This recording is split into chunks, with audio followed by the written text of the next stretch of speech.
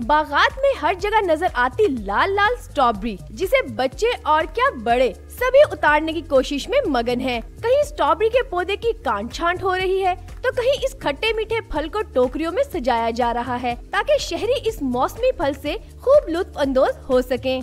3 महीने के बाद जाके इसका फल पैता है, फिर एक कदी कोई दाना पकता है, फिर हौली हौली पकनी शुरू होती है। 1 एकड़ पे बी पा के, खाद पा के, दवाइयाँ पा के 2 लाख रुपया इनदे ते आज तो पीछे खर्च हो।